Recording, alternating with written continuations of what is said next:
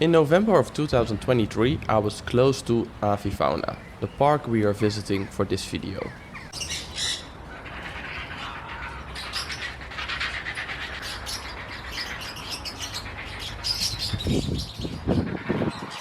As you can see, winter in the Netherlands normally means very grey and wet days. But I was still able to see a few cool species that I wanted to share with you.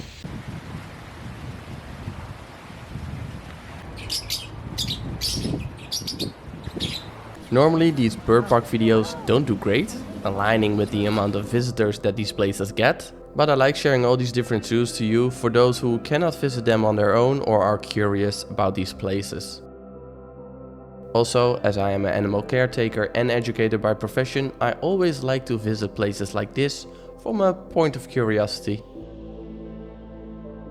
Just a little bit of info about this park. It's a relatively small park in Alphen aan den Rijn in the Netherlands, and it is said to be one of the first bird parks in the world actually. It opened up in 1950, so it's been around for a while. And the first time I was here, and that was also the last time, was about 25 years ago.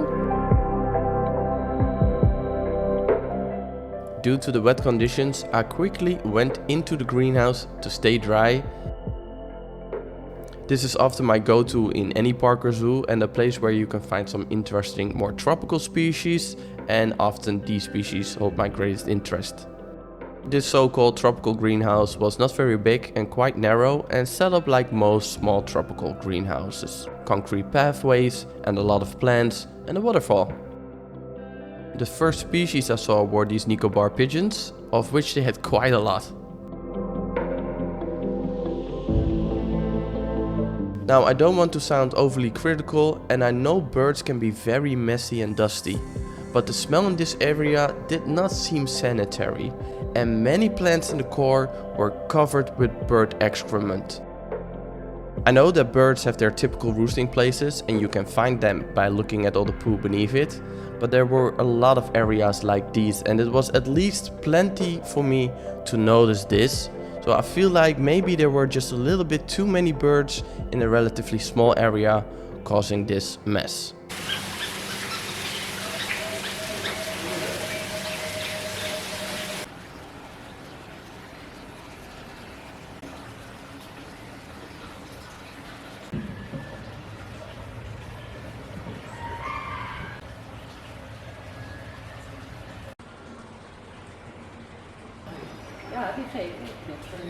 Kijk, daar zit een oranje.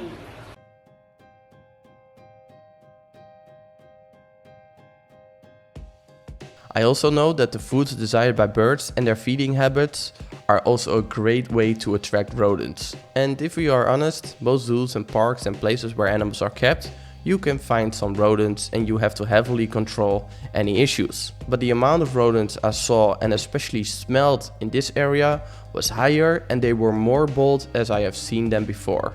I even saw a few rats walking in between the birds and later even outside during daytime walking across the paths.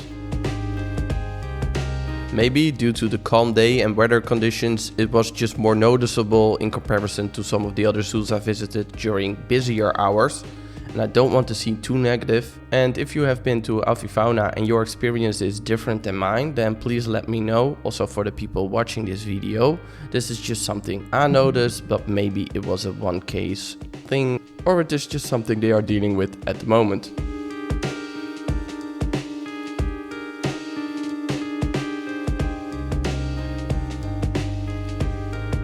Now, let us get back to the birds, the point of this video. They did have a nice, small but still nice selection of species. As mentioned, the park opened up in 1950, so it's almost 75 years old now and is currently set up as a foundation. So they have a few species in collaborative breeding projects and they also house a few animals that were confiscated.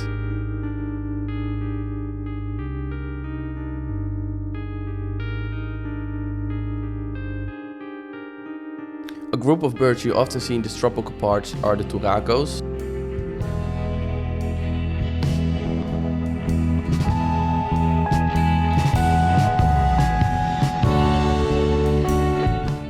and the highlight of species they had were these greater blue Turacos.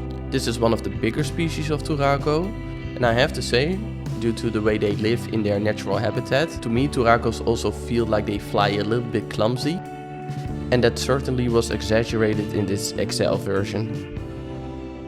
According to the Zootierliste, there are 7 parks in Europe who house this species, so it is not a bird you will see in many parks. They had this group in this tropical area, but there was also a group of what seemed to be younger animals outside next to the hornbill exhibits.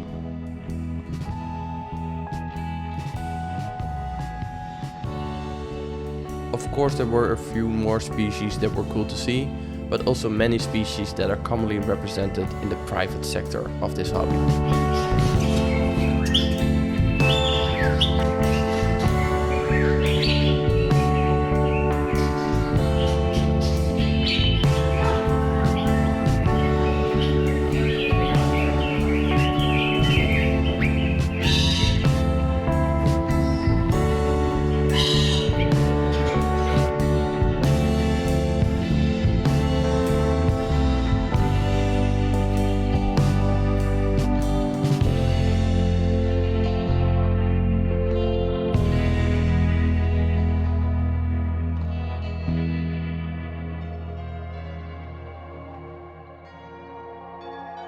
Hornbills and their relatives always attract my attention. These are such cool birds and they are kept in many different ways in different zoos and parks. I have noticed that you often see them kept in relatively low but longer volières with many plants and foliage, and that is also how you see them kept here at Avifauna. I only know of Ouwehandsrene and Berlin Zoo who keeps their big hornbills in nice higher aviaries.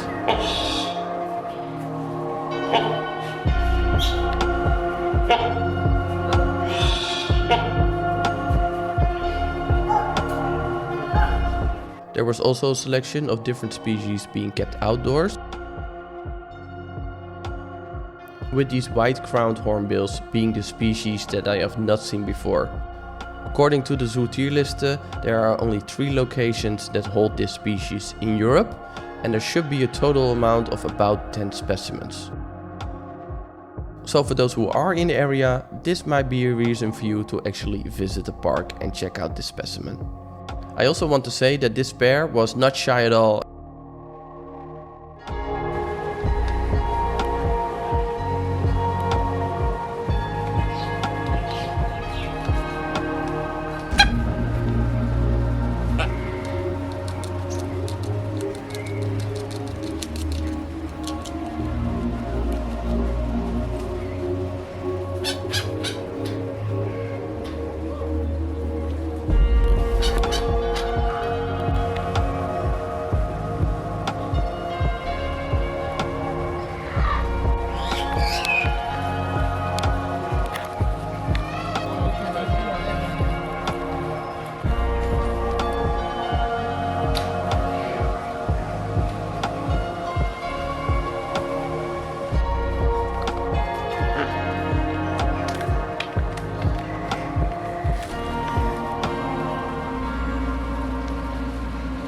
In more animal-specific parks, like reptariums and bird parks, you slowly see more mammals being added to the collection.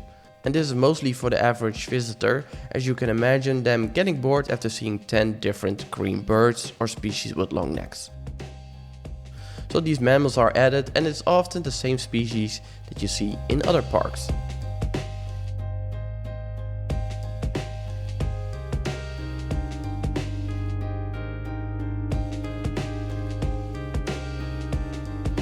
They also had a Patagonian exhibit with several species combined, and I have to say it felt a bit overstocked, but I did not see any direct negative interactions between the animals kept here.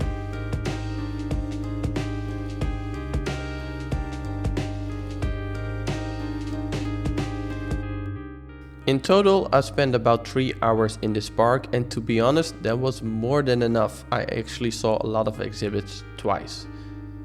They have a few interesting species, but the park is not big, and many of the animals you see here, many of the birds, you can also find in other parks or zoos, or even in the private sector.